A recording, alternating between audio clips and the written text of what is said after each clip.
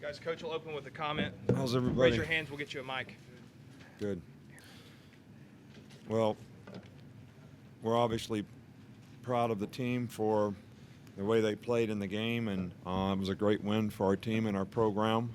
We got off to a little bit of a shaky start in the first quarter, especially on offense, but defense did a nice job of playing really well early on after the first series when they hit a big play and got 3 points, and finally settled down on offense a little bit, but and we scored a lot of points, made a lot of big plays, but still our consistency and execution needs to be much improved. And you know, my message to the team afterwards was, if every guy self-assessed and you didn't look at the scoreboard and just say, how did I play in the game and how could I do better, that's what everybody needs to do.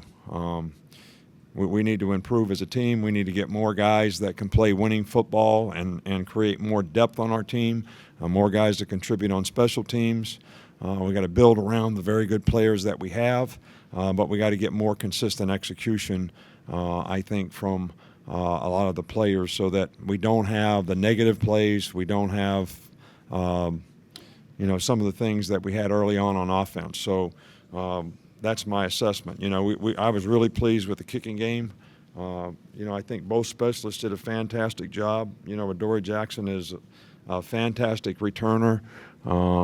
Scared us on a couple of those kickoff returns, but I was really pleased with the job that our specialists did and our cover teams did and you know, containing that guy, because he has made a lot of explosive plays. So we obviously played pretty well on defense against what I thought was a pretty good offensive team, a good offensive line.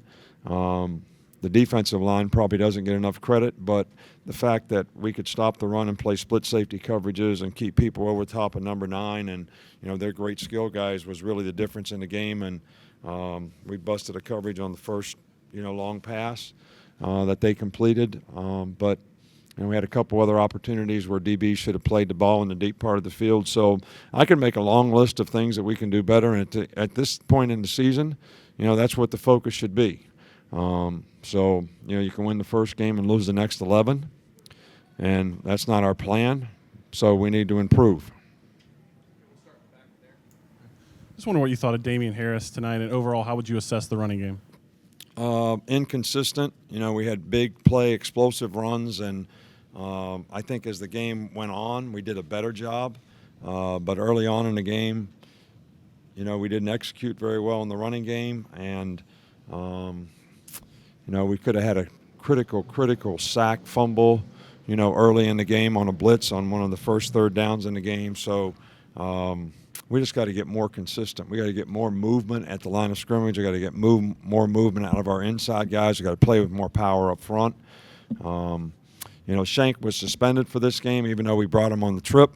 He'll be back and playing after this game.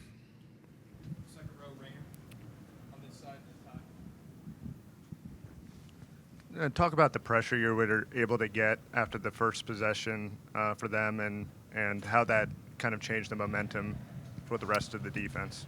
Well, I think two things were really important. I mentioned the fact that they couldn't run the ball, and we were playing split safety coverages. We really weren't loading the box, you know, to do it, which is a real credit to our front linebackers. And that really helped us in back end, because they make a lot of explosive plays, and we limited that to a large degree. But I think when you can affect the quarterback, we got a couple sacks early on. It changed field position. That's always important in the game. And, you know, I was really pleased with the job we did in that regard. We lost our pass rush lanes on one, and they scrambled for a first down, and that was a problem for us early on. They converted 3rd and 7, 3rd and 10. We weren't getting off the field on 3rd down. We did a better job after the first quarter. Jalen settled in after the first couple drives, so did you say anything to him, or why was he able to maybe settle into a rhythm at quarterback? You know, we kind of expected both guys to first time out playing. We think both guys are talented, and we wanted both guys to play in the game. Now, when the first quarter was over, I was wondering to myself, was this a good plan or a bad plan? Both guys were a little shaky in the beginning. But I think Jalen, each series that he played, got more and more comfortable. And, you know, he adds a dimension with his athleticism and his ability to run that I think is very effective. And I think that actually opened up the running game. You know, when they can crash the ends and they don't think the quarterback's going to pull the ball in the zone reads, and when you're spread out, that's one of the better plays that you have. You know, it really shrinks the inside runs. Well, when the guy stays out there, of course, the quarterback might pull the ball. It kind of opens up the inside runs, and, you know, that's how we broke a couple of those runs. But so I thought he settled in and did a nice job. Threw an interception that I'm sure he'll learn from.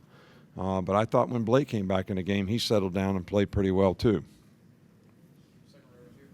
Do you think there could be a rotation with both of those guys next week, similar to the way it played out tonight? You know, I made a decision for this game that whatever we did at quarterback was for now. Did you ever make a for now decision? So we made a decision today for now. All right, and that's the only decision we made. So I'm not speculating on what we're going to do in the future. And everybody here wanted to know who the quarterback was going to be. All right, but did anybody write that one of Southern Cal's players said, "I wish we knew who was going to play quarterback for them"? And isn't that the object? Is to make it hard for the other team, or to make it good for you guys to write about? I'm wondering. I don't know. It's one of those hypothetical questions that you always ask me. Nick, the obvious is you lost a Heisman Trophy winner, your starting quarterback from a championship team, 5 of your front 7. You just beat a ranked team that played for the Pac-12 title last year by 46 points. How do you like your prospects this year? If you want to know the truth about it, I wasn't pleased with the way we played. So, and again, you know, if you look at your internal scoreboard rather than the external scoreboard, and you say, what do we need to do to improve? What do we need to do to get better? Or you just get satisfied with the result that we got, so you don't take coaching, you don't try to improve, you don't think that there are things that we can improve on, then we got some really tough games with some really good teams. And if we don't get better, we're going to struggle. And we play some of those teams in very tough places to play. So my focus with our team right now is, what can we do better? How can we get better? How can every guy improve? How can we get more guys to play better? And look, I'm happy that we won. And I'm proud of our team for beating a good team. And I don't want you to think that I'm not. But at this point in the season, I'm really focused on what we need to do to get better, and how we need. We got a lot of young guys playing out there now. If you notice when those second teams went in, there was a whole bunch of freshmen out there. Well, those guys are going to have to grow up, because they're going to be the depth of this team. And if we lose players, they're going to have to play. So we're going to need those guys to improve dramatically. And I think every guy needs to look at what they can do to get better and make their unit better and their team better. Look, you got to trust in the plan, you got to trust in your teammates, and you got to trust in yourself, that you can do your job on a consistent basis. And our consistency wasn't always great, you know, tonight, especially on offense. So it's definitely something we need to get better at. Coach, on Monday you had narrowed it down. You said you had narrowed it down to Bateman and Barnett. So what's Bateman's status right now, considering Hurts and Barnett played? Well, you know, what I was really puzzled about, is I said that we were going to pick a starter between Cooper Bateman and Blake Barnett. I never said Jalen Hurts wasn't going to play. And you all never asked. I never said he was going to play. It was the plan all along to figure out which one of those guys were going to start and manage this game the best, and Jalen Hurts was going to have a role in the game. And we had a special plan for him, and he practiced his plays all week long. And he was going to go in the third series of the game, in my mind, no matter what, and that's exactly what we did. You all never asked. I wouldn't have told you if you would have asked, but you didn't ask. So, but look, we have confidence in Cooper Bateman. I wanted to see what the young guys would do, how they would play in a game. And that's the only way we can make an assessment about the future of what we do at this position. Cooper has had several opportunities to play in the past. He's had a good camp. It was a very, very difficult decision for me. And I don't know what the future holds, and the direction that we'll go relative to when we look and assess the film and see how the guys did. Hi. So you mentioned the defense before, and they only allowed field goals, but no one is perfect still. Where do you see this defense going from here on out?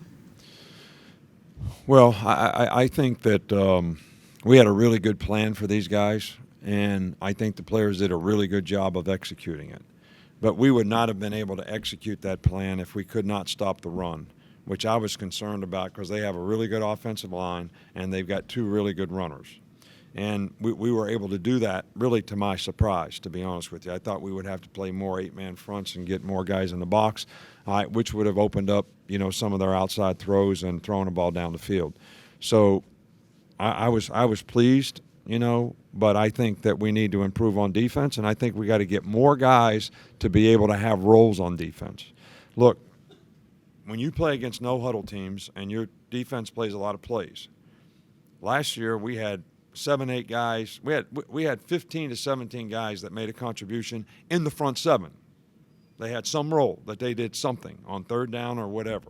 We don't have that many guys this year. And when you go through the season, can your defense sustain that kind of performance if you don't get more guys who can contribute? Because they can't play that many plays in a game, especially the big guys.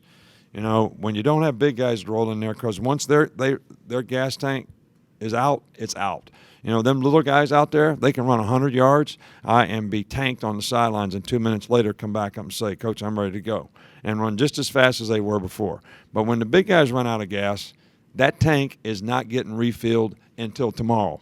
All right, so you got to keep them fresh, and you got to have enough guys that you can do that with, and you can't let the season, wear your players out. Then it starts to affect their performance. So that's why I keep talking about more guys being able to contribute and play. Thanks, Coach. All right, thank you.